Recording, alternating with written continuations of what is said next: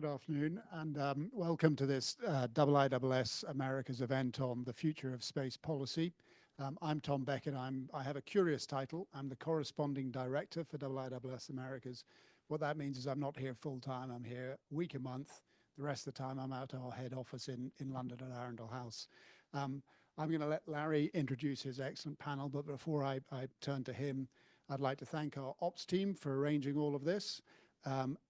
As I said, Larry Rubin, Dr. Larry Rubin, he's the IISS Associate Fellow for Strategy, Technology and Arms Control, which we abbreviate to STAC. He'll introduce this excellent panel that we've got here. But I'd also like to thank, sitting in the audience, Chelsea Wiley, who's the research analyst for STAC, for helping Larry pull this together.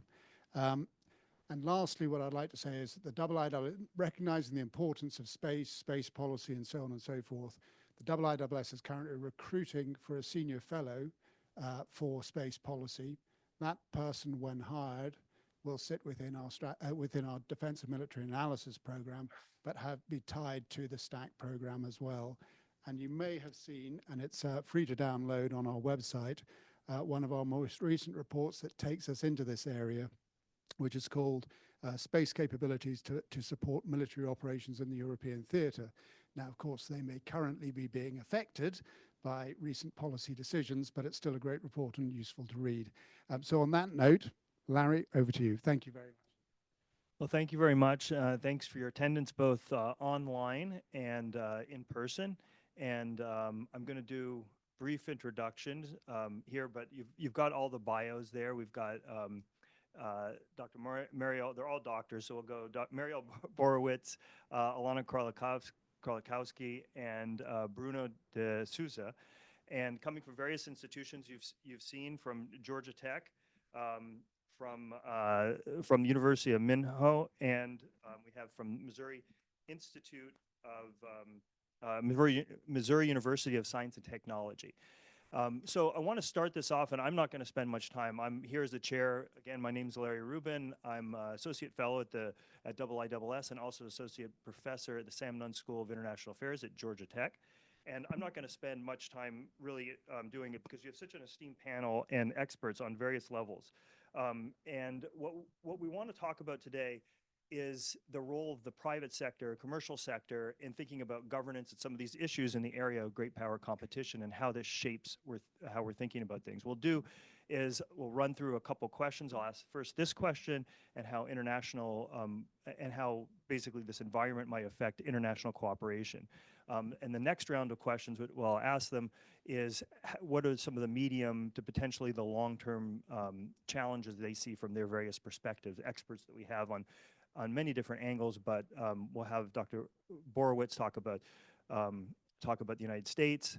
We'll have Dr. Krolikowski talk about China, and then Reynaud de Sousa talking about more from the European perspective, although he comes from Portugal. I'm going to turn this over first to Mariel, if you may, and along with the microphone. And thanks again. Welcome. Good evening, and good afternoon, wherever you may be. Great. Thanks so much, Larry. So want to jump right into the private sector question? Yeah, absolutely. So first of all, I do want to say thank you for having us here today. We're excited at Georgia Tech. We just set up a Center for Space Policy and International Relations. And so, really putting a lot of effort and emphasis into this topic. And so happy to be here talking about it. So I think to your first question about sort of the role of the commercial sector and, how they're impacting national security and other kind of trends in that area. I mean, I think you see this in the U.S. in quite a proactive way, right? DoD has been very forward-leaning in recent years about the need to use the commercial space sector, and kind of leverage the technologies that are out there. So you see that for Earth observations. Certainly, there's a bunch of commercial remote sensing firms that are collecting new types of data, that are collecting data in different places, different ways, different time scales. The DoD is really working to leverage that for themselves and for allies. Communications certainly is a rapidly changing technology in space. Again, something that the DoD is looking to leverage. And I think, an important aspect of this is that, they're not just leveraging the fact that there's innovation, right? So one aspect is the commercial sector is doing new things. They're doing things that the government was not doing before, and you can have that broader scope of ideas of what's possible, what technologies to bring out. And I think one aspect is leveraging that. But that really isn't the end of it, right? So there's the innovation, there's the lower cost. I think that's another element, that there's really some hope for cost savings in this more innovative way of working with the commercial sector. It also changes the scope of what they can do. So related both to innovation and cost. If you think about remote sensing, some of these commercial, we had both government and commercial remote sensing satellites that were capable of doing very highly precise imaging, right? So they can get down very, very high resolution, see things precisely on the ground. But then some of the new wave of commercial remote sensing companies focused on what they would call temporal revolution, so revisiting the same places much more frequently than we had before. That opens a new type of analysis that you can do, right? Now you have companies looking more at synthetic aperture radar technology or hyperspectral technology, right? So these are things that were out there and existed, but not in kind of to the extent that they are now with the commercial sector. And I think that opens the scope of options for DoD to kind of experiment with. And then the resilience piece, right? When you have one or a handful of very capable military spacecraft, that's a very different resilience posture than it is when you're using lots of different commercial spacecraft that you can kind of draw on these different sources of information. So I think, there is this use of technology, and I think it's helpful to think through the different drivers that are playing into that and the benefits that DoD is really trying to gain from those partnerships. Across the Atlantic. Okay, good afternoon again, everyone. Really happy to be here. I want to thank IISS for the excellent organization. From the across the pond, how do we look at innovation? Well, from the European Union point of view, how the private sector helps drive innovation needs to invite the thought of looking at history. And historically, the European market has been fragmented. That's the history from the European side. And that's mostly because of the ESA model, the European Space Agency model. It contributed to a fragmented market where we now have a picture of startups coexisting with the big system integrators. And so when the rubber meets the road, the history is, the reality is fragmentation of the market. And there's a recent example of it with Iris Square and the attempt to legislate and to try to foster from a legislative or regulatory point of view the competition. The answer was to form one big consortium. And that was very ill received by the parliamentarians who had been engaging in a long time effort to really foster competition in the European space sector. So that's our ecosystem. The private sector is able to shape policy and shape governance, and the European Union has made, and this is on the European Commission side, an effort to have industry input and created mechanisms to gather that input from the sector. And of course, you now have commercialization acting a lot as a catalyst for regulation. And so there's this meme online that Europe regulates and the United States innovates. Well, the regulatory answer is to try and level the playing field, basically, and to try and harmonize approaches across member states. And that's the main driver for that has been, in essence, commercialization. And so I call your attention here in the U.S. to the European Space Act, and the most likely development that we'll have in 2025 is that coming into fruition in the second quarter, possibly, we don't know. The final point I would make is how the private sector makes an impact on national security concerns. So national, mind you, we have the European level here. So when I talk about national security, we need to put that into brackets or be mindful of the additional level that we have.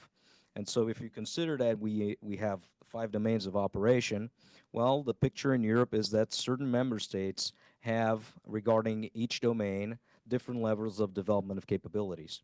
And so what the European Union does is tack on with its own assets, European-owned assets, tacks on capability to that. And I'll develop that on the second round. But basically, we have the private sector increasingly providing strategic capabilities, although we are very much reliant on European Union-owned assets for this. And the final remark I would make is that on the current context that we're living in Europe, where we're thinking very hard on a threat to the member states' national security, which is a perception that is also shared by the United Kingdom. Um, I think we'll have to return to the big system integrators instead of betting on startups. When people's lives are at stake, to be blunt, we do not have a lot of time to test things, and so this will be a bit of a counter cycle against what's happening on this side of the Atlantic, which is the private sector innovators really taking charge. And I'll leave it at that. Okay, so as we move further east, I'll talk about China and the role of what is commonly referred to as the private commercial space industry in China. And I think it's helpful to really, first of all, spend a few minutes redefining what we mean by private capital in the Chinese context, and to consider what are some of the very long-standing motivations that inform some of the policy changes in China that have enabled the emergence of what we call the private commercial space industry in China, or commercial space in China. And finally, to broaden out the aperture and think about some of the other areas of private sector dynamism that are adjacent to what we traditionally think of as the core pieces of the space industry. So first things first, the character of private capital and what's characterized as commercial space in China is quite simply very different from what it is in the economies of the United States and Western Europe. You have to understand the role of private capital, private investment, and of what's thought of as commercial industries in the context of China's state capitalist economic system.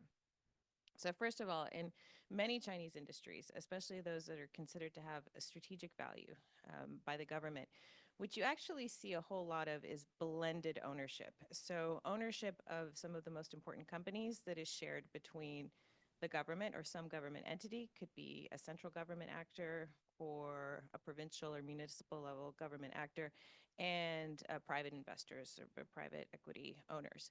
That's the government share can commonly be on the share of, say, 35, on the order of about 35%. So this is a feature of a lot of China's, again, in industries that are regarded as occupying the commanding heights of the Chinese economy.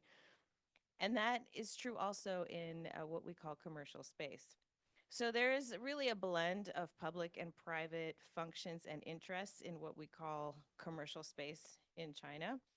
And much of the business is commercial in a sense that still is very, very dependent on government-backed programs, like, for example, the deployment of the Guoang constellation, which is fundamentally a program that is government-backed, government-approved, and government-led.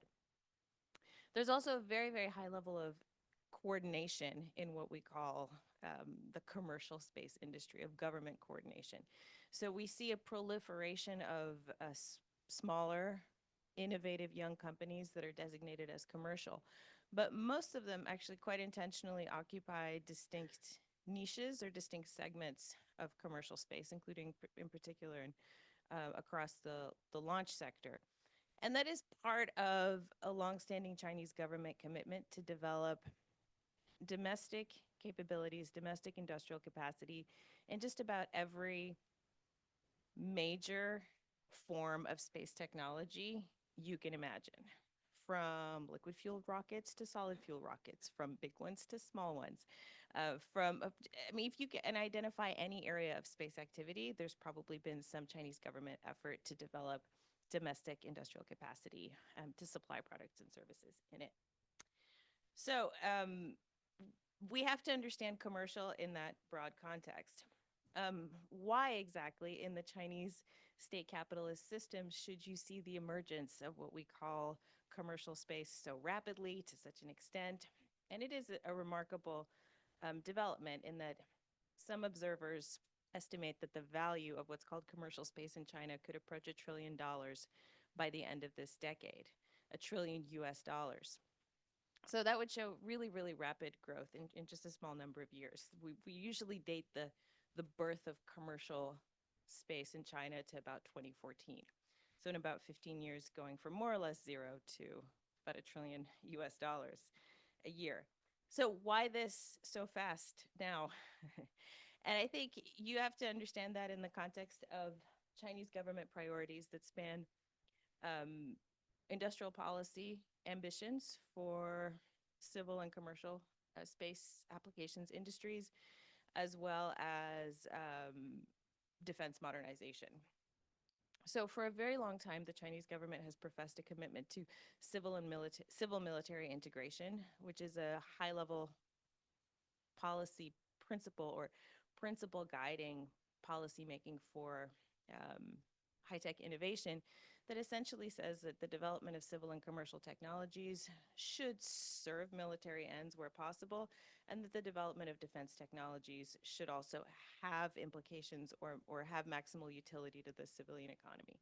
So it's essentially the idea that you should synergize the development of civil commercial technologies on the one hand and defense technologies on the other.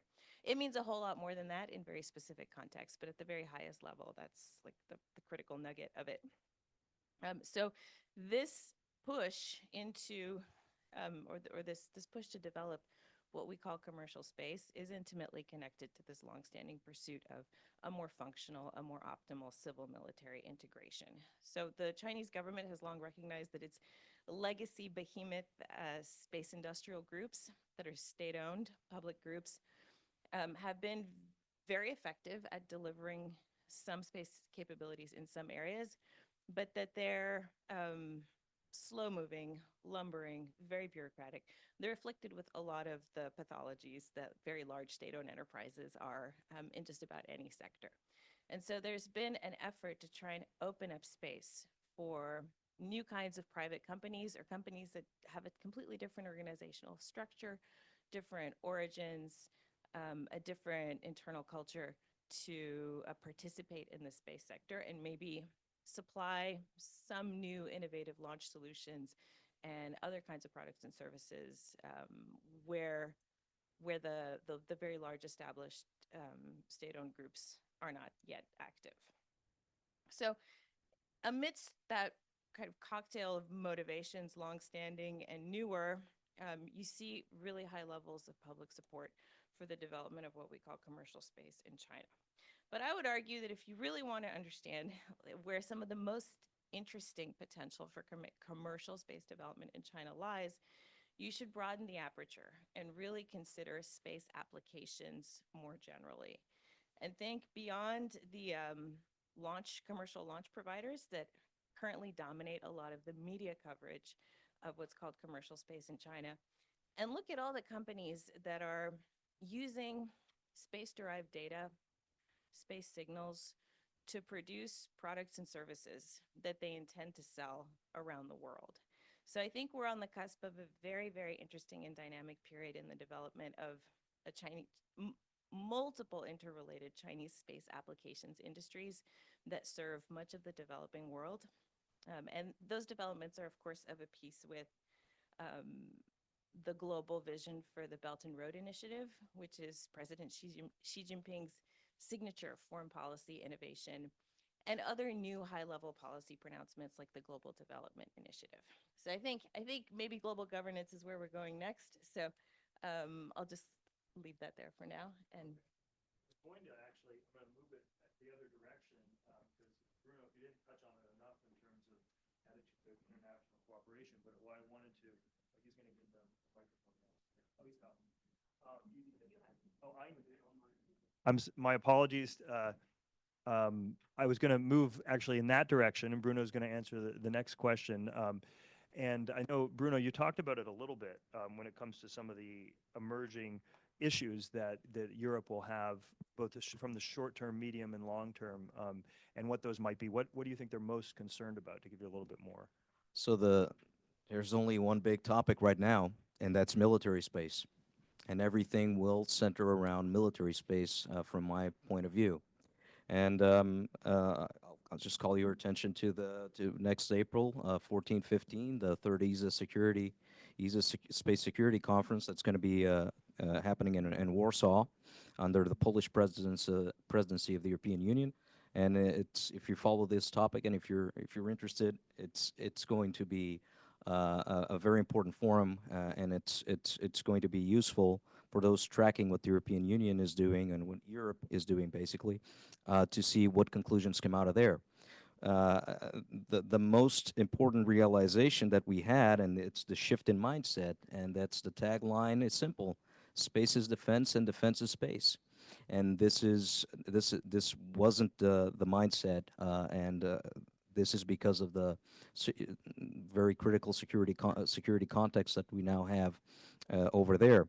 And so that to me is the most meaningful change. And everything will center around that. You see the declarations or the statements or remarks by the European Commissioner for Defense and Space. Again, this is a new portfolio, defense and space in one commissioner. And Commission President von der Leyen has really made an effort to have a fit-for-purpose commission with a redistribution of portfolios that breaks with historical patterns. And so space comes into this dynamic, I think. And you see the remarks by the commissioner there, and he's talking about a European space shield. He's talking about not leaving space in an axis of aggressive authoritarians. And we need to be mindful that although space and European security and defense policy date back to 2004, so that's around 20 years, this is the meaningful change right now. So that's thanks to the Ukraine war. And so that's the big topic.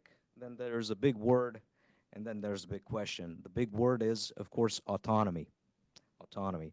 And so this on the short term, we have launch as a solved issue with the very recent successful launch of Ariane 6 following a scrub. And we also have Vega C, and that's something the European member states and specifically France will never give up. That and independent intelligence gathering and analysis, and that's also thanks to European-owned assets and the fusion center, that's the European SAT Center in Spain, Torrejon. And so for the medium term, we then have a challenge, which is telecoms. What will be the next telecoms model? And here we need to be mindful and track what exactly will be the disruption that will be achieved in the telecoms market. And we have, of course, here on this side of the Atlantic, Elon Musk and his mega constellation, and of course SpaceX and Starlink constellation. And from a European standpoint, I wonder if he's the tree hiding in the forest. And what I mean by that is, if you take him away, would other players in the U.S. side be able to fill in? I wonder that. And the big question is, of course, will European industry, well, of course, but it's in my view, but you'll see if you agree. But historically, why do I say this? Historically, the issue with Europe was funding. European space was funding. That problem is solved. We have the 800 billion euros, of which only 150 is fresh capital, but still, the funding is solved. So now, what is the question in my view? Will the industry be able to absorb the capital? What's the capacity of the industry to absorb the capital, mind you, in a fragmented market? That's the big challenge that we have ahead of us in Europe. I'm an optimist by nature, and because the context is basically defense, so organizing defense against a security threat. So that is the driver that we have on our side of the Atlantic. And mind you, this could change very fast, and everything is. I mean, Walter Russell Mead was saying that we're living in a time of an accelerated industrial revolution. Well, Europe did very well on those times, so I'm feeling confident that we'll be able to have changes at the level of our defense technology and industrial base that we barely need and that we know that we need for more than 2 decades. So I'm and basically you can point to the example of supply chains and how that takes time to build, but then you see what Ukraine has done, and Ukraine can build shells faster than the entire Europe. So we need to capture the momentum and see if we'll be able to surpass this challenge of absorbing the capital. And I wonder if we're going to have a mirror effect, and I'll close my remarks here. A mirror effect in Europe to what the U.S. has, which is the buy European, as a mirror of buy American. And how sustainable is that? I'll leave it at that. Great, thanks. And if I could make a quick plug as well, because it's a perfect opportunity to do so, that IISS has a report, space capabilities to support military operations in the European theater. So it's quite timely, and also there's an article by somebody on this stage and as well as someone else on the Fourth Industrial Revolution and in, international security, which relates to a lot of these issues. So those are my two plugs for IISS here. And now we're going to turn it over to Mariel for some of her thoughts on this question about what are the most concerning issues, short, medium, and long term for the U.S. Sure. Thanks, Larry. So I think thinking about, what is the U.S. focusing on or concerned about for space, looking to the medium long term, I'm going to give you four. So the first one I would say relates to, the continued growth of the commercial space sector. So I think in the United States, the growth of commercial space is something that we really saw, start here, accelerate here, and become a huge strength for the United States, including with respect to security, as I mentioned earlier. And so I think one of the big questions is, how do you make sure that you continue to facilitate this growth, right? It's not necessarily a given. And so that can relate to how the government interfaces with these organizations, right? So the government plays a big role right now as a customer, as a regulator, influencing how the direction of the commercial space sector. And so I think that's going to continue to be a question about how we do those partnerships, how the government invests in this sector. And then when it comes to regulation, especially for new types of technologies, how do you create that regulation in a straightforward way to allow that framework that leverages those technologies but doesn't slow them down, essentially. So I think that's the first one I would say is related to the continued growth of commercial space.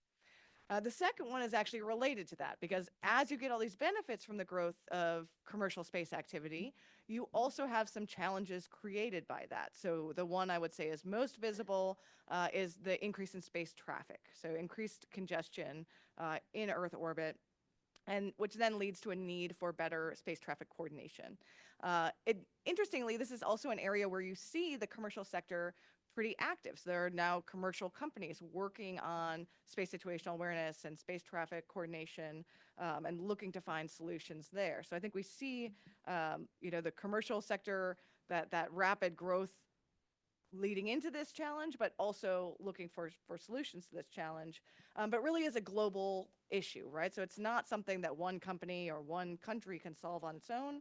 And so that is going to require a lot of effort. And even though that's an issue that's actually been recognized for quite a while, I guess maybe it's really fits more in the near term than the medium or long term.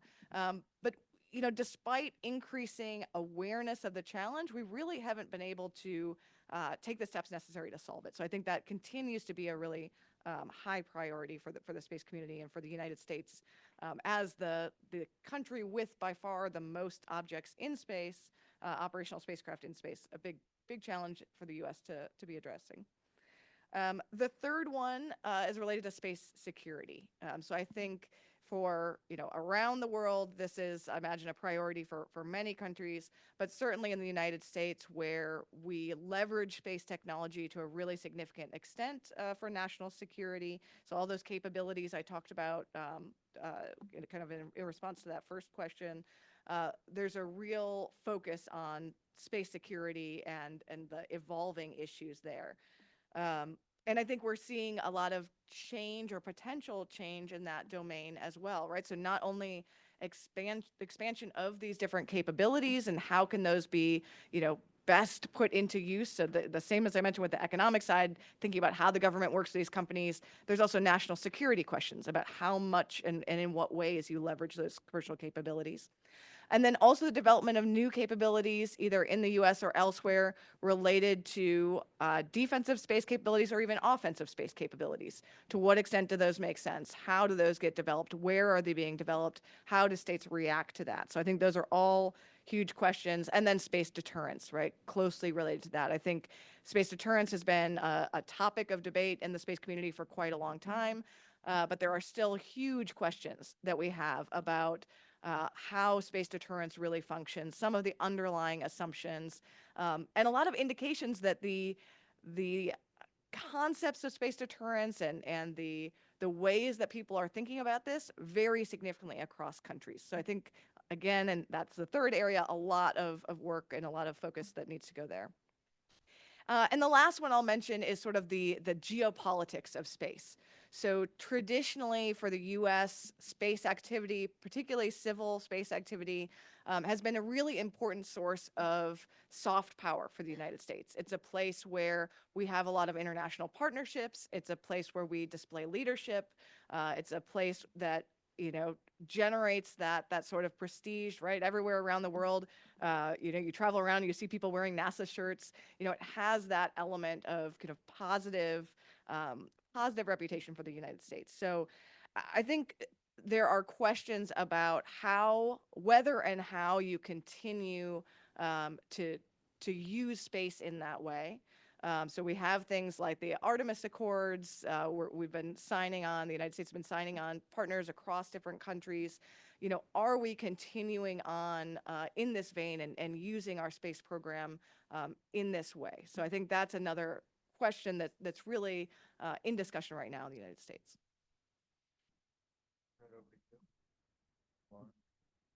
Okay, thank you. So I think one way to look at where China's leaders see this sort of present moment and then the medium and long terms going forward is to look at what they say in high-level policy documents. And these documents almost always begin with a kind of independent Chinese assessment of the international environment and the kind of unique moment in world history that we're in. And so, and an assessment relatedly of China's evolving national circumstance in that context. So for China's thinkers on this topic and for China's high-level policy crafters, one thing is clear about the Chinese experience.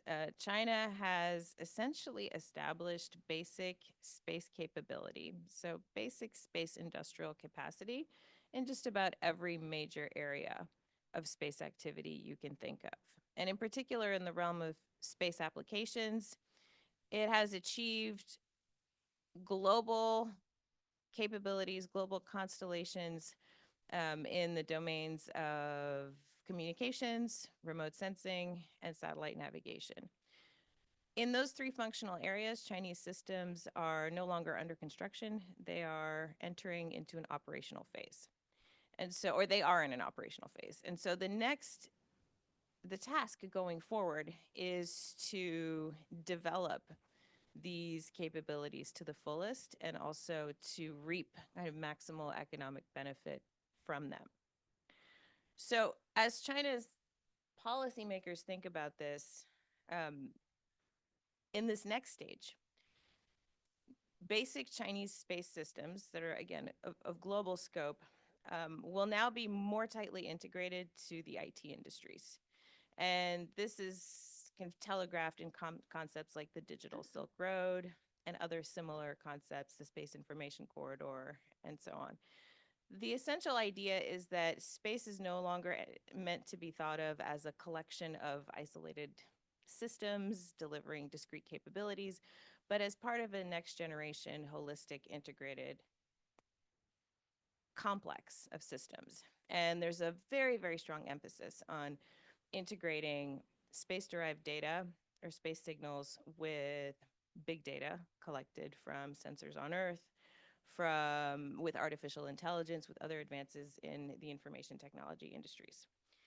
There's also the articulation of this goal of constructing a future integrated air, space, maritime, terrestrial information network that will be global in scope. And so again, at least as far as space applications are concerned, the Chinese policymakers aren't really thinking of space capabilities in isolation, but really as embedding them in these much, much more comprehensive, ambitious, kind of global infrastructural complexes, the backbones of which are supplied by China. And in this instance, the Chinese satellites and ground stations that are embedded within them are just one piece, or just one pillar of many other forms of global infrastructure that China will also supply to the world, or already does.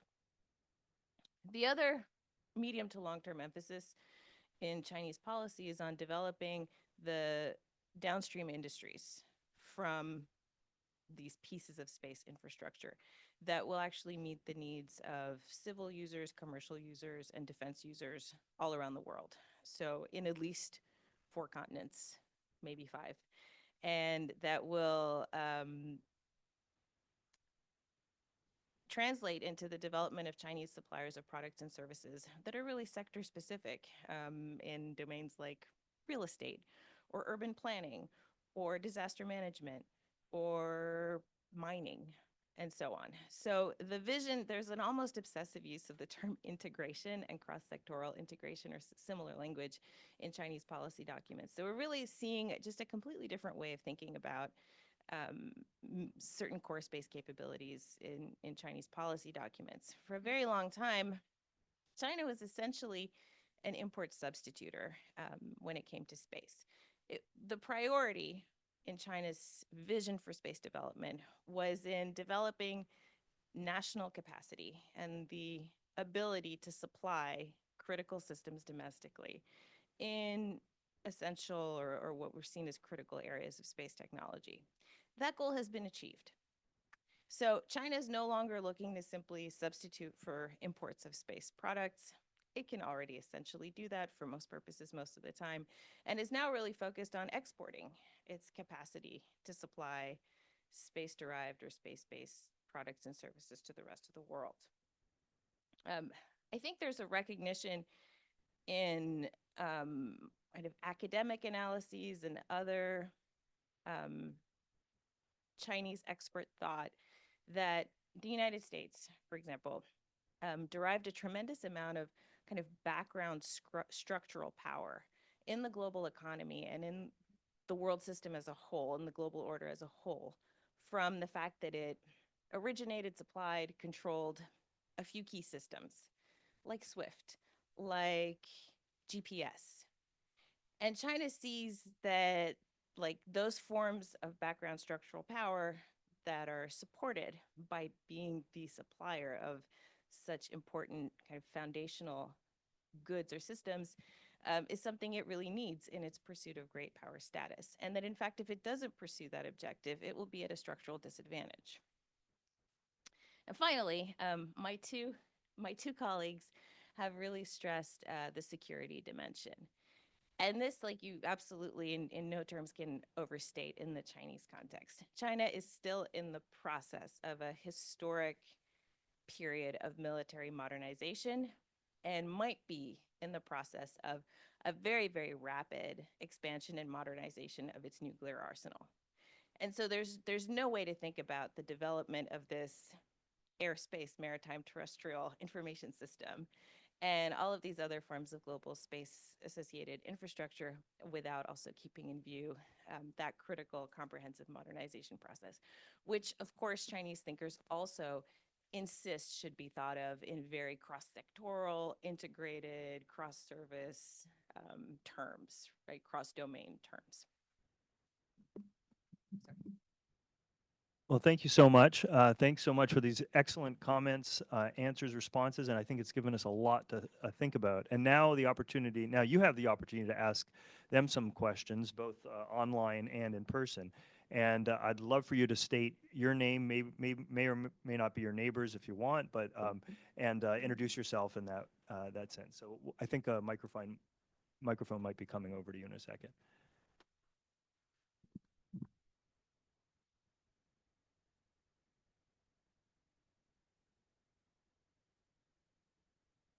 Hello, everyone. Victoria Sampson, Secure World Foundation. My question's for Alanna. Alanna, I'm trying to puzzle out the information support force and what exactly that means, to have the strategic support force broken up into that, and supposed to be like an indication that information dominance is still really important to China, or even more important, or what, can you give us outside a sense of like how crucial it is, and any other insights you might have on that? Thanks. Can I take a few or one by one? Okay. I don't have any special or unique insight into the Space Information Force. What I can tell you is that it almost certainly has to be understood in the context of broader currents in Chinese policy and Chinese strategic thought. China's space experts and adjacent have for many decades now recognized that or asserted that information highways are the ultimate high ground of the future, and have often interpreted satellites and the space domain as essential because it supplies or is essential to these information superhighways.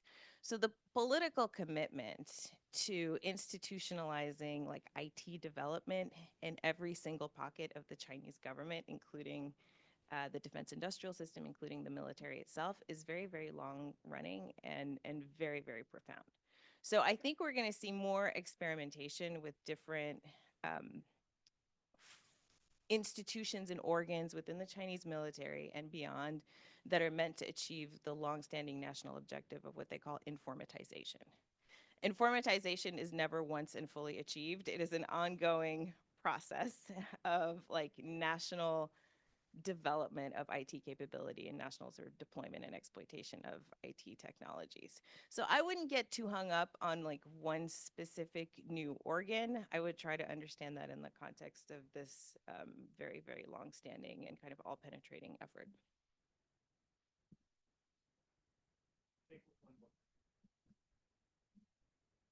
Hello, my name is JB. I am president of the Georgetown Graduate Space Initiative. Thank you very much for the discourse today.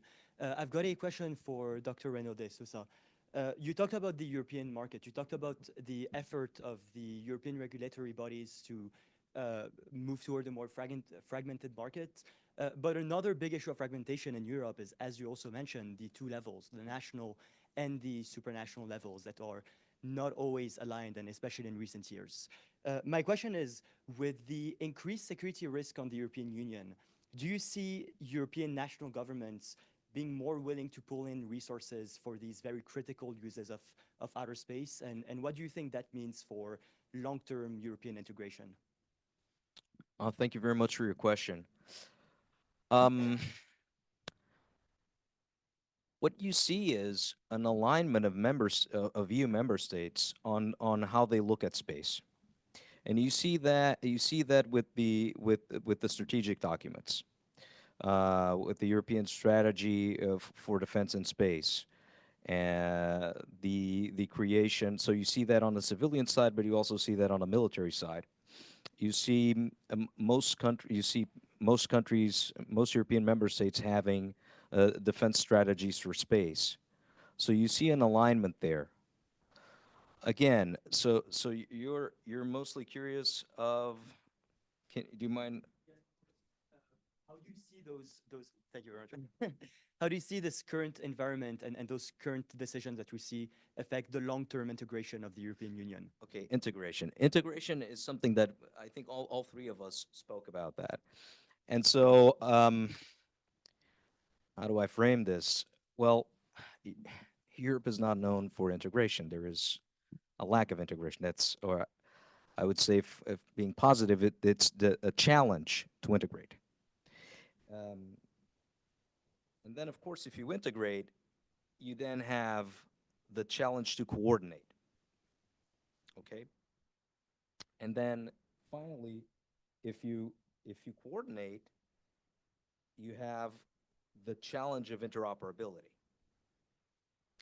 And there's different levels of cost to each one of these stages.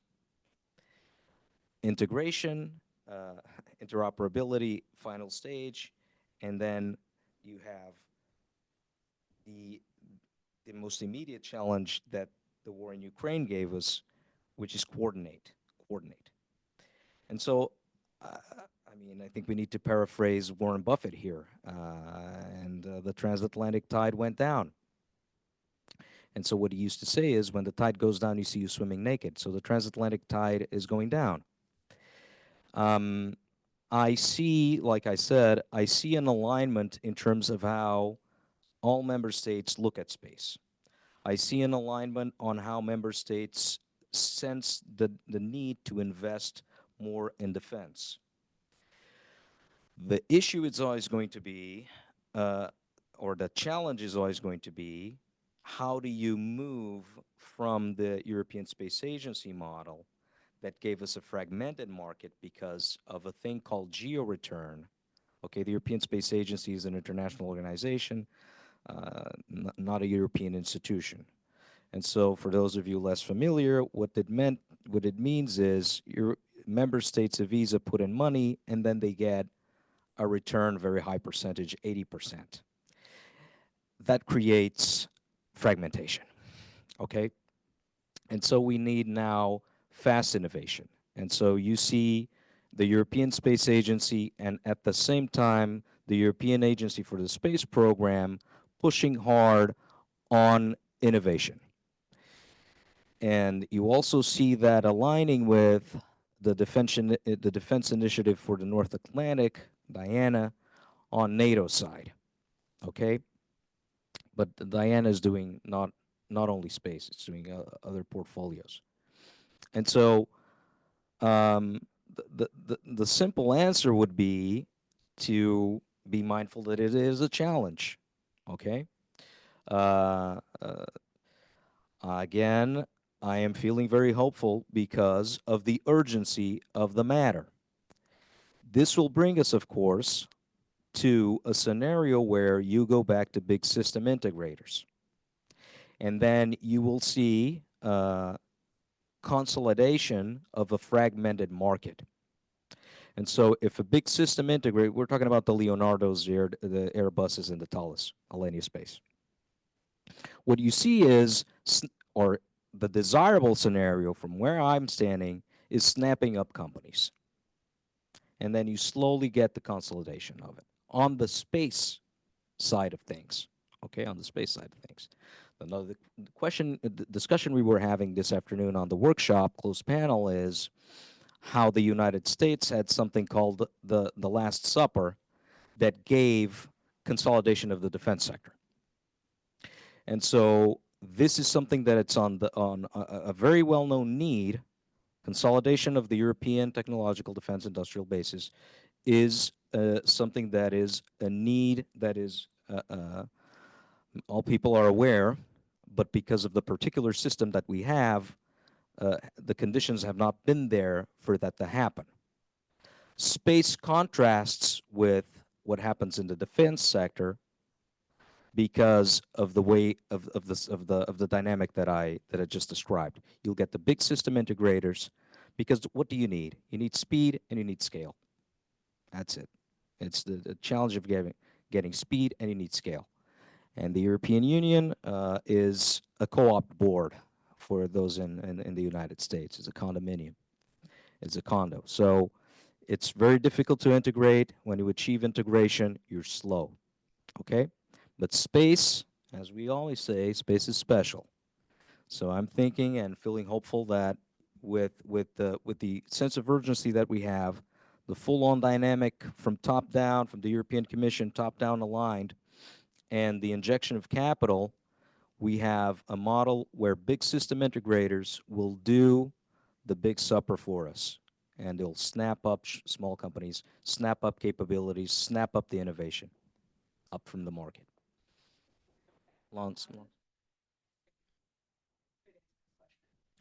So the European space law, the objective is, mind you, not all member states. You have Germany does not have a space law, for example.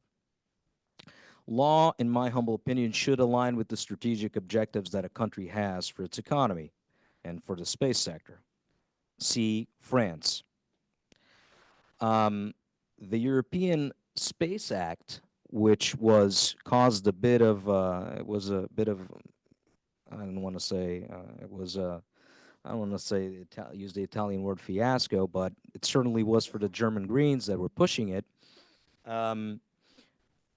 Failed in the last hours of the last European Parliament, and so the language that was there, and I thank Mariel for bringing this up. The language that was there to me was a little bit of a cause of concern, because it was emphasizing, for example, space sustainability.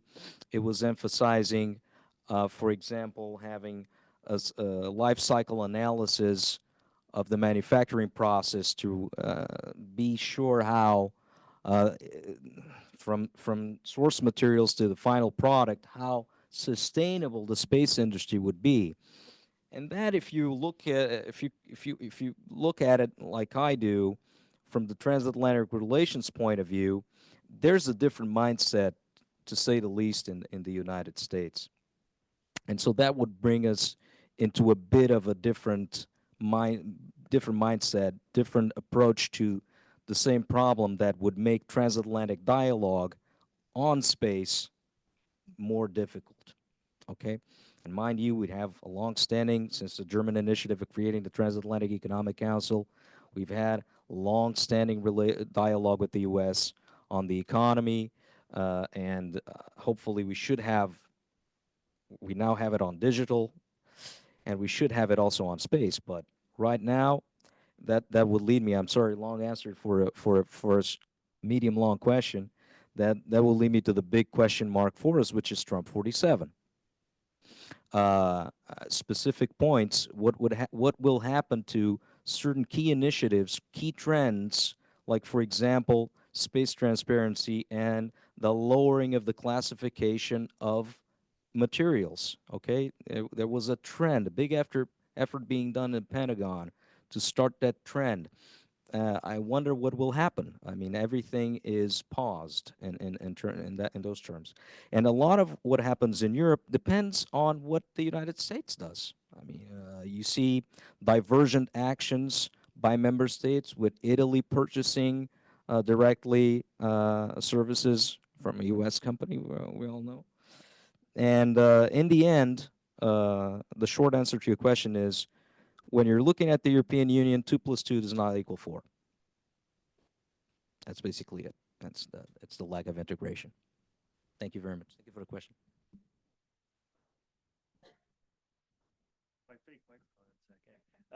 Thanks so much. This is just so our audience can, but I'm going to turn it back over. I do have a question for Mariel, but I want to turn it to Sir Tom, who has a question.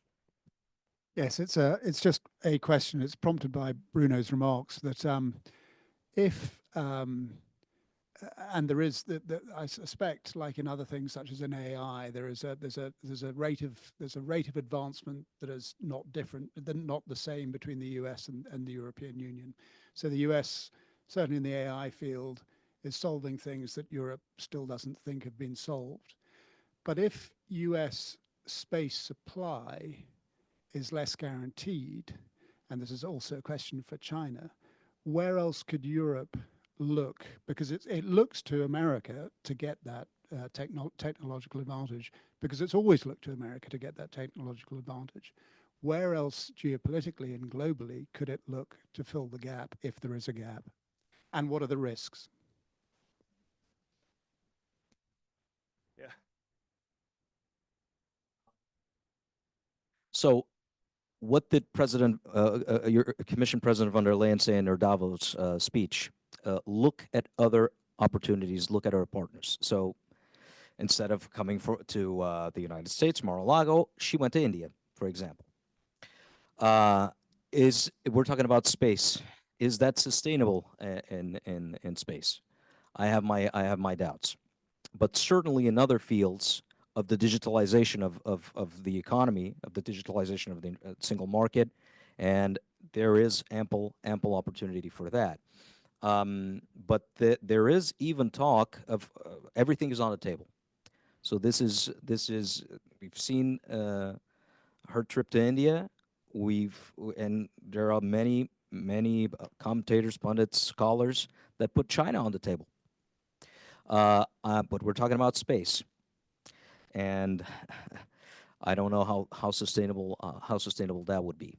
But there are avenues, and the European Commission is signaling uh, with a wide encompassing. So it's not just space, but it's signaling wide to seek opportunities in other countries. And I think that aligns also with the closer relationship that we've been, again, the rapprochement, if I may use a French word, coming closer with the United Kingdom, and all that after the United Kingdom has done after Brexit.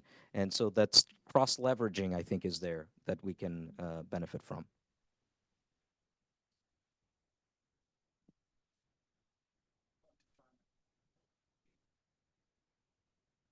Well, I think it's really we're at a hinge moment. We're at an absolutely critical juncture where there are really multiple possible futures you could imagine. Um, I mean, one could read into recent events evidence of a U.S.-Russia rapprochement, which I mean, if that indeed is the case, then I mean that portends just fundamental reassessments, of course, of NATO, which are probably already underway, but of what it means to be reliant on the U.S. for technology. And if the U.S. is no longer a reliable provider, then suddenly it makes a whole lot of sense to balance reliance on the United States with maybe a different relationship or a richer relationship with China. I think you can imagine that in many European capitals today, the Galileo project, which was at one point envisioned as a partnership, or at least to some extent, with China, now kind of seems like maybe a very sage strategic move, something that maybe should have been pursued. So I think it's possible to imagine a future where that's the case. It's also possible to imagine that there's a floor to the deterioration in transatlantic relations rather, and that it's actually very difficult to disrupt some of these very deeply entrenched, not just defense partnerships, but industrial partnerships that really permeate all of aerospace. I mean, we really have a transatlantic aerospace economy. If you think about it holistically, including aircraft manufacturers, runs very, very deep. So that might prove much more resilient to some political shockwaves or even geopolitical shockwaves than we've thought of. So I think we're really at a moment where I think Europe is just fundamentally reassessing things in the same way that Washington has fundamentally reassessed a lot of its geopolitical relationships. The one place I would look to maybe for insight is America's Asian allies. I think many of them, allies like Japan, South Korea, but also Thailand and the Philippines, have on the one hand sought to maintain a security relationship with the United States, but on the other hand, to cultivate the best possible economic relationship with China. So security from the United States, trade from China. As we start to learn more about what strategic autonomy means for Europe and what a third way that neither leans too heavily toward China nor too heavily toward the United States for Europe means, I think you can imagine that some of those kinds of tensions that America's East Asian allies have long confronted might also start to present themselves to European policymakers. Just one quick idea. In the context of commercialization, I wonder how much of the driver's seat will be industry. And I point to a new piece of news this week. Siemens just made a big investment in the United States.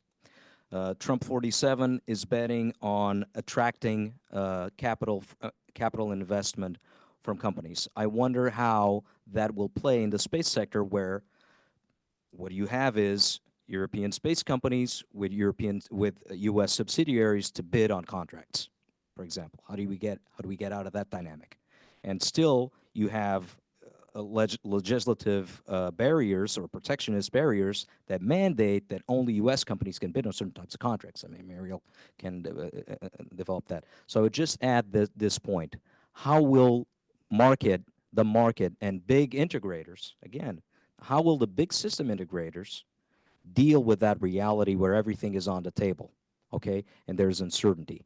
And your question is exactly the point. How will they deal with that? And will they go to Siemens route? We'll have to see. Thank you. Thank you, Mariel. Yeah, great question. I mean, I think, you know, in the US, there's a few different perspectives on this. So one, I think there's, you know, I mentioned one of the top priorities, concerns for the US is to think about the growth of the commercial sector, right? Certainly, you know, limiting the extent to which those companies have customers in other parts of the world is a challenge for that sector, right? And we see that both in terms of, you know, the companies themselves really right now trying to be really active about expanding international sales. But it also, you know, goes right back to the government, because when the government is a major customer of those companies, they also benefit. So the US government benefits when there are more other customers to share those costs, right, and help ensure the success of those companies. So I think there are definitely questions on the kind of commercial space side and the US support for commercial space.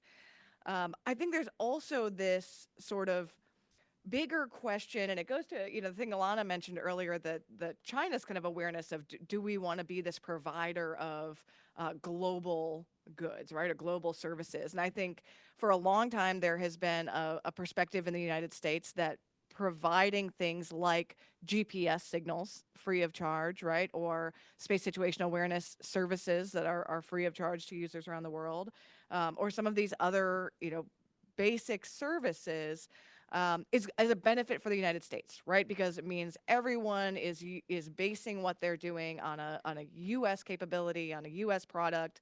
It ties them to the United States. It ties them to, you know, the U.S. perspective in some sense of what's happening in the world. So I think you can argue that there is a strategic benefit to providing those types of services, information services around the world. At the same time, for quite a while, you know, has not happened, just started happening now, the flip side of that argument is, why are we paying for the rest of the world to have this benefit, right? Why should Americans pay for that, right? And so I think that debate has been going on for a while. You know, and you know, Europe has this concept of strategic autonomy and developed the Galileo system, for example. The U.S. pushed hard to have them just use GPS and not develop Galileo. But I will say there has also been a realization after the fact that when you have both systems, you have more resilience, right? You have that redundancy. So there can be benefits there, but only if you're coordinating, right? And you actually do work with each other close enough to use that in a resilient way. So I think, you know, it's part of a debate that's been going on for quite a while, but it may be that we are seeing a shift in where the predominant position or the leadership position is on that debate. Sorry, thanks for stealing the microphone back. I wanted to get a couple questions from the online, because we have a number of them, and I'm going to go to two of them here, and then I'll go back to the audience in a second. This is the big question that I think many people, at least in the national security community, is, and this is primarily for Alanna, but other people can chime in. From a defense perspective, how should we view China's space program and its potential for militarization in the space domain? Is it defensive in nature, or preparing China for the capabilities for future conflict overall of these things? I'll hold that one. And then this probably is more for Mariel, but Bruno also, and others, feel free to chime in here. Is there any way to revise or improve ITAR that prevents, say, African countries from joining the space race, and kind of lending the ability for China and Russia to kind of to help out in some of their space programs and help in when it comes to space diplomacy there?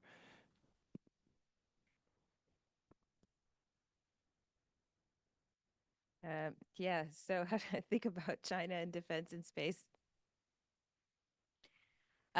Well, first off, I'd start by saying that there's a kind of trans-Pacific circulation of ideas about international security and global security. The United States has taken the position now for about 10 plus years that we are in a new era of strategic competition, and that the three main powers engaged in this competition are the United States, Russia, and China. Um, those ideas, I think, are largely accepted in Beijing, that we are in an age of strategic competition. That competition may be optimistically confined to the economic sphere, but it always threatens to actually erupt into military hostilities. So, if we're in an age of global strategic competition, it follows that China has to arm itself to adapt to this age. And I think this is undeniably how Beijing sees its responsibilities, or how China's leaders see their defense responsibilities. So again, China is undergoing a very, very dramatic military modernization. It envisions most of what it's doing as defensive and as essentially status quo reinforcing, because from Beijing's perspective, it is only natural that a country whose economy equals about 1/4 of global GDP and is comparable in size in many indicators to the US economy should have defense capabilities and military capabilities comparable to those of the United States. So from the Chinese perspective, it's a natural outgrowth of China's economic development trajectory and its rise to develop the military capabilities of a great power in an age of strategic competition. And it essentially does not regard that as intrinsically disruptive to world order. But of course, to American realists who are concerned with the balance of global military power, this is deeply destabilizing and unsettling. So it's very difficult to kind of imagine a new defense concept that could be shared across Beijing and Washington that accommodates those two contrasting views of defense capabilities and in space too.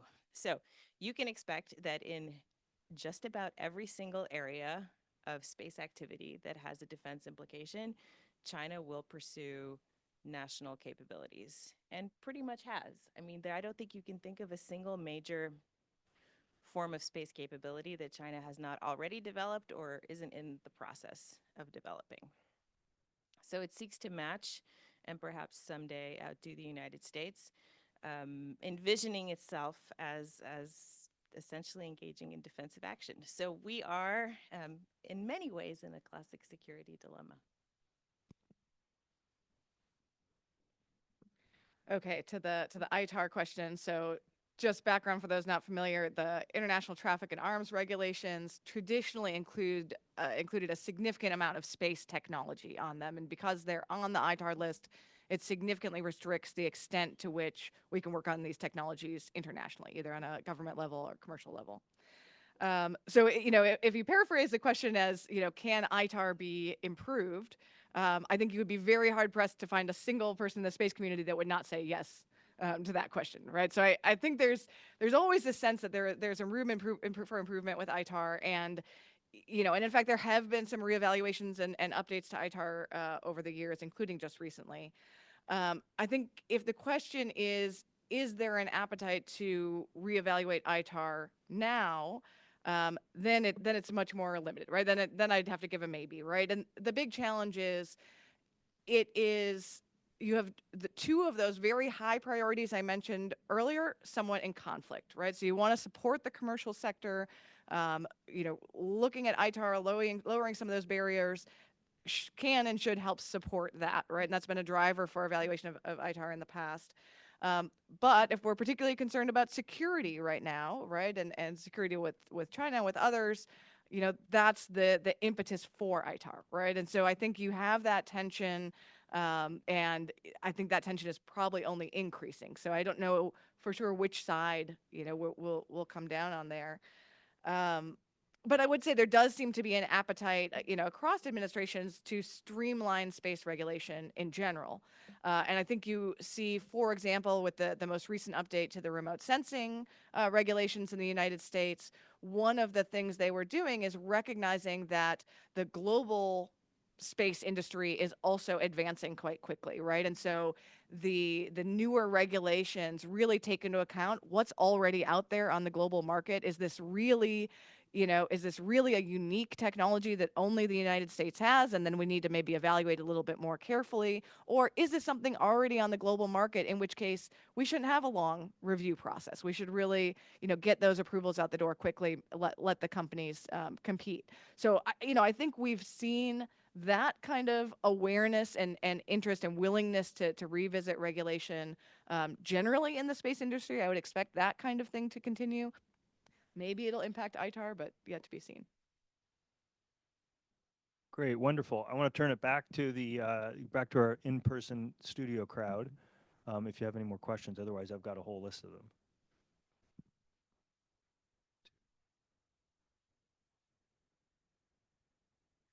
Hello, my name is Kayla Orta. I'm a senior associate at the Indo-Pacific program at the Wilson Center, and I wanted to pull this thread about what we guess we could terminize as middle powers, and kind of thinking about middle power either as it can be more mature, thinking more in kind of context of Japan, more aspiring, thinking South Korea, or even very, very early thinking Taiwan. Obviously, my background is going to preface this toward the Indo-Pacific, but I'm curious if we can pull on these threads, and I know that obviously India is another question and conversation as well. Thank you.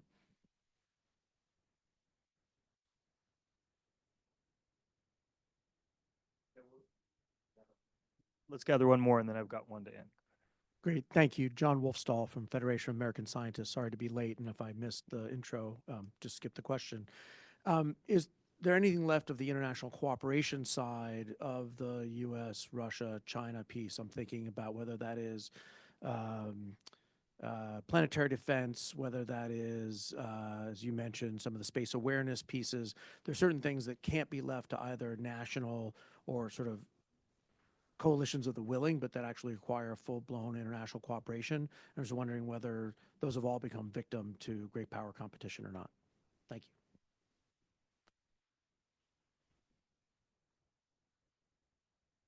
One more. Okay, I can try and take a start. Maybe let me clarify the middle power question. Is it kind of just what is the role, or how are those countries sort of fitting into where things are going? Yeah, good question. I mean, this one is really tough. Clearly, the U.S., the direction the U.S. is going, the approach to international partnerships seems to be changing to some extent. So it's a difficult question to answer. But I would say generally in the space community, there is an important role for middle powers in terms of often being able, I would say two ways, being able to be a bridge in some instances. So a lot of these, you mentioned India, we certainly see India in some cases connecting entities that would not otherwise be talking to each other. Getting to the second question a little bit there as well. And, this question of kind of expanding commercial impact for the U.S. or expanding influence, if you go back to that kind of the soft power question, I think that was another place where you really saw the U.S. engaging with some of these other countries, so the middle power countries, but also the even less traditional space countries. So look at something like the list of signatories on the Artemis Accords, right? And you certainly see the U.S. Traditionally seeing value in outreach there and in connection and building up those capabilities. So yeah, I think you see it both in growth of commercial, you see it in the potential for redundancy with partnerships with allies, and the question will be, do we continue down that strain or are we taking a different approach? So I said that on. Do you guys want to talk on the middle power issue, or you want me to say something on the cooperation, U.S. So I'll say something quickly on on the second one, and then we'll pass. Okay. So U.S., China, and Russia, certainly, clearly a very difficult type of engagement to have. But I would say there are examples in the space sector where you do see, not cooperation just among those, but in the global context, cooperation that includes China, Russia, and the U.S. One that I looked at a lot in earlier research that I point to still a lot today is in the weather, satellite weather. So we have, within the World Meteorological Organization, all of those countries playing an important role, providing information into the system, including satellite data into the World Meteorological Organization, and in that way providing it to other countries as well. There are some caveats to that, where the U.S. doesn't use the Chinese satellite weather information actually, but we have access to it, and it is part of that overall system. Yeah, weather is one example. I think space situational awareness, there is and space traffic coordination. There's a move to have a more global discussion on that. I think, for exactly the reason you mentioned, it can be difficult politically to talk to each other, but the physics is the physics, and the satellites are all operating in the same area. They are going to overlap. There's going to be, close approaches. So, politics or not, you probably need to find a way to deal with that physical situation. So I think we do see places where there's either ongoing cooperation that suggests near Earth objects. That's another one you mentioned. I think there you also see participation in the context of a larger global group. So I think we see some places where that's happening and it's successful, and some areas where there's a push to enable that as well. One area where it seems difficult for me to imagine that we won't see new, even additional international cooperation is perhaps lunar governance. The United States and China have the world's two most dynamic, most active lunar programs, and they have ambitious plans for actually building facilities on the lunar surface, infrastructure in lunar orbit. It seems to me that there is an obvious need for dialogue and coordination, and that may not culminate in kind of technical cooperation or joint projects or anything like that, but maybe the establishment of mechanisms just for the systematic exchange of information and similar. So I think that's one potential area where there's a detectable need that might drive cooperation, even though there might not be that much principled commitment to the idea of cooperation for its own sake. In terms of the middle powers, it's an interesting question. I think it really depends on how much the U.S. ultimately values middle powers now. It's friendships and partnerships with middle powers. I think that's really in doubt. I think there's in the current administration, a kind of different geopolitical imaginary, a different map of the world, where there's some really important head honcho countries that deserve maybe special bilateral treatment, like Russia, like China. And then there are a lot of middle powers you can discard or squeeze, like Canada, for example. So I think the U.S. is still in the process of formulating. Oh yeah, I am Canadian, but you could put a lot of countries in that category. I mean, I think it's just kind of astonishing that the United States has really two big neighbors, Canada and Mexico, and is somehow choosing to complicate its relations with those two countries first. That's interesting. So there's a question about as the United States develops its own vision for okay, we fundamentally reassessed geopolitics and what the American role in the world is. Okay, we've kind of wiped the slate clean. But now you have to rebuild a strategy for what that means for how you engage with middle powers. And I think maybe that's still in progress. And then middle powers, for their part, have to decide how they regard the United States as a partner going forward. Is it considered the reliable bulwark or stalwart partner that it was for much of the post-World War II era? On the other hand, Asia is in many ways the world's economic future. It is the economic powerhouse of the 21st century. So it's difficult to imagine that middle powers are somehow going to neglect the Chinese market or neglect their trade relationships with China or do anything but orient themselves toward Pacific Asia and China in particular.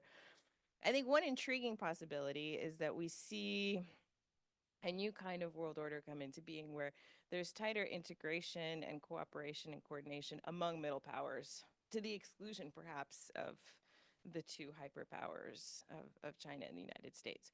So you could imagine how it might be in the interests of Japan, Canada, many European countries, Australia, and similar to actually tighten their economic links, their trade links. And so we might see some dynamism, I think, in the middle power space on that front. I'll just add a few remarks to the question of the gentleman there on the low-hanging fruits of international cooperation. Well, one of my questions for myself is will the Trump 47 administration actually be good for multilateralism in terms of space? If you're thinking of a scenario where it's like we discussed at the workshop, if it's two plus the rest of the world, just a small anecdote. I mean, the European Space Agency Corps of Astronauts trains in China. They do certain little things, but there's a history there. But I cannot imagine. You said it said return to the moon, but to me the emergency is space traffic coordination, and if you want the other expression, space traffic management, the other concept.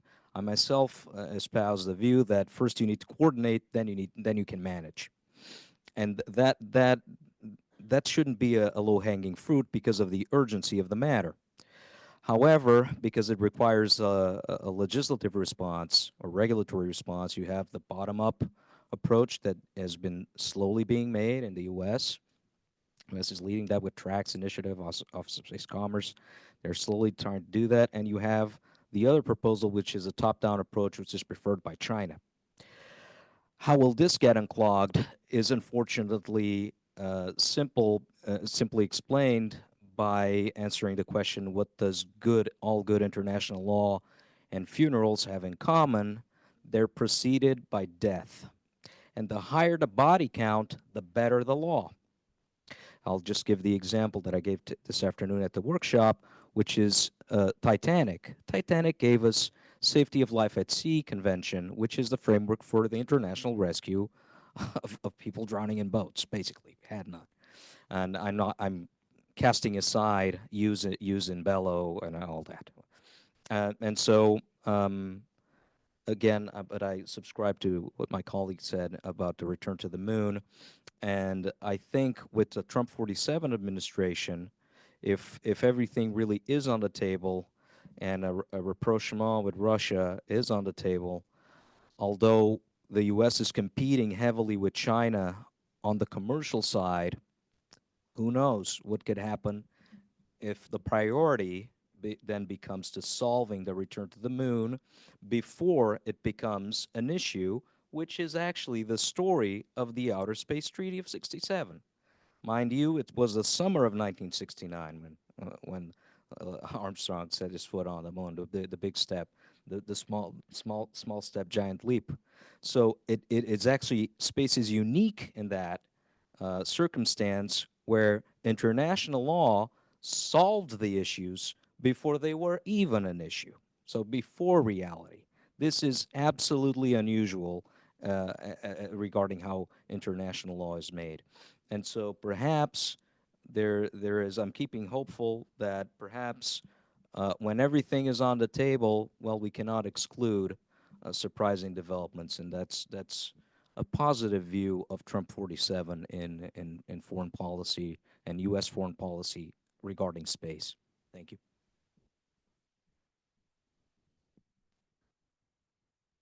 So I think I'll wrap it up with this last question, and it kind of goes a little bit on a happier note. And the last one, actually, very last one, will go to you, sir. You'll see in a second why. The question, and it's not planted, I promise, how do we create a global commitment for good governance or rules of the road in space? And is this something that IISS could uniquely drive? So I'll let you answer that one at the very end. But first, I'd like you to give me one idea, either to reiterate something that you really feel strongly about that could be a step toward this good governance, so we end on a much more positive note, because that's what we do here. Yeah, so happy to help on this. I think, this issue of space traffic and space traffic coordination is actually well poised for this. And the advantage that we have in that topic is there is a natural mutual interest in that, right? No one wants their satellites to crash. No one wants the creation of a bunch of debris in space that's going to indiscriminately affect everybody's activities, right? So that is a place where, you know, whether it's the United States or China or Russia or Europe, we do all have an interest in addressing that challenge. And so just coordination, some level of information sharing to start taking the first steps there, I think is, you know, I am optimistic that we will see that type of action move forward in the relatively near term. I think getting to, you know, rules in the road and closer to management, I think is still going to take a little while, right? Where you are going to have different distributional effects among different entities. But the basic idea of let's coordinate better, let's share information to avoid accidental collisions, I think that's something where there really is a high level of agreement and action is possible. I think maybe the most positive concept one can articulate for global affairs going forward is some notion of new burden sharing. I think in the United States, for a very long time, there was more or less a consensus around the idea that the United States performs a lot of global functions, supplies a lot of global public goods, sometimes acts like the world's policeman, and the world benefits from America's role, but America benefits even more. And so America should keep playing that role in the world. Now we're clearly seeing a fundamental reassessment of that premise, and there is very focused dissatisfaction with the unevenly large share, unfairly large share of these global burdens that the United States has borne. At the same time, we have a China that is willing and, in fact, eager to assume some additional global functions, to articulate new global concepts, to supply leadership in different international fora, in sort of international discourse about global governance writ large. So maybe there's an opportunity for China to assume some of the burdens in the provision of global public goods broadly defined that the U.S. seeks to retreat from now. And so I mean, and that's also true, I think, that's true in perhaps in space, but writ large. And if it's true writ large, then it'll reflect on what happens in the space environment. There may also, of course, be a role for Europe to assume more burden in the domain of international security and maintaining global peace and stability. So I think that's maybe the kind of watchword for me now, and maybe the most kind of positive spin we can sort of supply on in terms of the flux happening in global affairs right now. So two quick ideas. First idea on Europe. There are signs for being positive, and regarding the consolidation of the fragmented space sector in Europe. We'll see the big system integrators. We'll also see the majors, GMVs and other companies snapping up small innovative companies and slowly start building that consolidation from the smallest level to the GMVs level to the big system integrators level. And we'll see the big system integrators working with the new space companies that have achieved size, like like GMV, for example, OHB, and we'll see those types of companies snapping up the small innovators. And on international law, we're not hoping for a catastrophic event involving astronauts' lives. So bar that, the positive sign is three letters: ITU, International Telecommunications Union, and the work that's being done there. Remind you, OST has never been updated, of course. I mean, so hasn't been the other constitutions, other legal documents.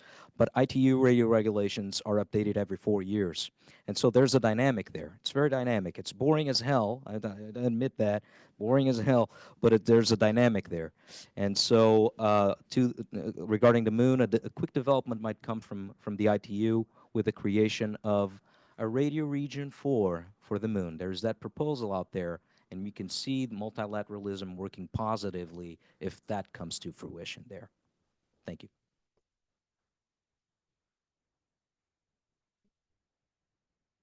my question was in American language, a softball question about, is this something that IISS can do or facilitate in terms of bringing these common ways to global governance or some efforts forward? So I was giving our our closer out with this. Okay, and I'll say as the closer, IISS as a principle, if a subject matter has policy relevance for either governments or the business sector, and no one else is doing it, then we will do it. I think with the recruitment of our space fellow, we'll have a bigger role to play in this. For the rest of the global governance, I think we might allow that to remain diffracted around the thinking community. And I'm going to hang on to the microphone because I want to thank our associate fellow, Larry Rubin, for moderating this panel. And I'd like to thank our panelists for a really excellent session and the great questions that came from the audience. But please, on all of our behalf, please thank the panel and our moderator.